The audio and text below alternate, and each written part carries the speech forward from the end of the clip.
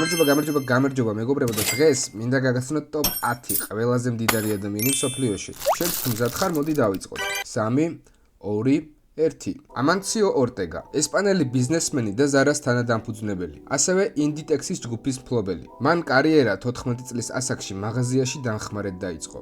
დღეს კი ის ევროპის უმდიდრესი ადამიანია. ორტეგა ერიდება მედიასთან კონტაქტს, მაგრამ ის ცნობილია თავისი ფონდის საშუალებით, რომელიც ასეულობით $1 მილიონ ხარჯავს ონკოლოგიური დაავადებების წინააღმდეგ ბრძოლაში. უორენ ბაფეტი, ომაჰის ორაკულად წოდებული უორენ ბაფეტი, მსოფლიოს ერთ-ერთი ყველაზე გულუხვი ქველმოქმედია. მან პირობა დადო, რომ თავისი ქონების 99%-ს ქველმოქმედებას მოახმარს. მიუხედავად მისი მოგრძალებული ცხოვრების სტილისა, მისი ქონება $159 მილიარდ შეადგენს. და ის ჩემი საყვარელი მილიარდერია. ჯენსენ ჰუანგი, NVIDIA-ს თანადამფუძნებელი და აღმასრულებელი დირექტორი. მისი ხელმძღვანელობით კომპანია ხელოვნური ინტელექტის ეპოქის მთავარი მოთამაშე გახდა. ხოლო მისი საბაზრო კაპიტალიზაცია 2025 წლისთვის 5 ტრილიონამდე გაიზარდა. ჰუანგი და მისი მეუღლე მილიარდებს ხარჯავენ განათლების და ჯანდაცვის მხარდასაჭერად. ბერნარ არნო, ფრანგი ბიზნესმენი, რომელიც ფუფუნების საგნების იმპერიას ფლობს, როგორიცაა კრისტიან დიორი და ლუი ვიტონი. მისი ქონება 190 მილიარდს არნო ხელოვნების დიდი თაყვანისმცემელი და კოლექციონერია. მან პარიზში დააარსა თანამედროვე ხელოვნების ცენტრი Foundation Louis Vuitton. თუ გსურს რომ კიდევ იხილოთ ტოპ-10 ვიდეოები, გამოიწერე არხი.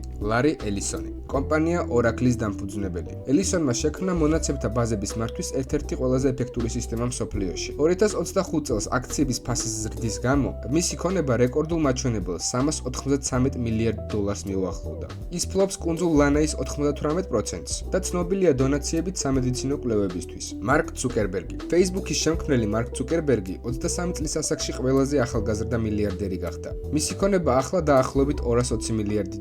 მეუღლესთან ერთად მან დააარსა ჩან ცუკერბერგ ინიშიეიტივ, რომელიც მიზნად ისახავს დაავადებების პრევენციასა და განათლების ხელმისაწვდომობას. ჯეფ ბეზოსი, Amazon-ის დამფუძნებელი, რომელმაც წიგნების მაღაზია მსოფლიოს უდიდეს პლატფორმად აქცია. ბეზოსი ასევე ფლობს კოსმოსურ კომპანია Blue Origins და Washington Post-ს. მისი ქონება დაახლოებით $240 მილიარდ შეადგენს. ის Bezos Earth Foundation-ის მეშვეობით აქტიურად ებრძვის კლიმატურ ცვლილებებს, რისთვისაც მან უკვე $10 მილიარდი გამოყო. სერგეი ბრინი, წარმოშობით მოსკოველი ბრინი, ლარი პეიჯთან ერთად Google-ის თანადამფუძნებელია. 2023 წელს იგი აქტიურად დაუბრუნდა ალფაბეტის AI პროექტებს, მათ შორის Google Gemini-ის განვითარებას.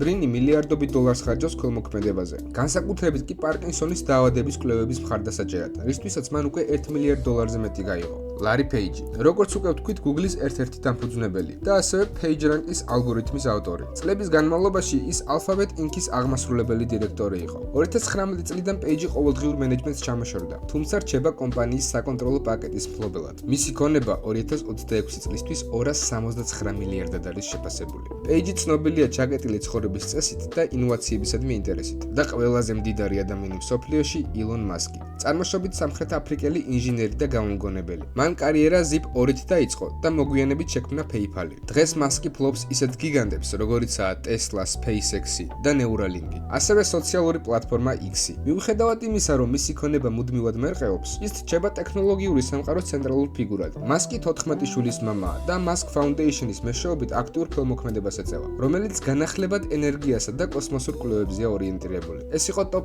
10 ყველაზე მდიდარი ადამიანი მსოფლიოში. თუ გსურს რომ კიდევ იხილოთ ტოპ 10 ვიდეოები, გამოიწერე არხი.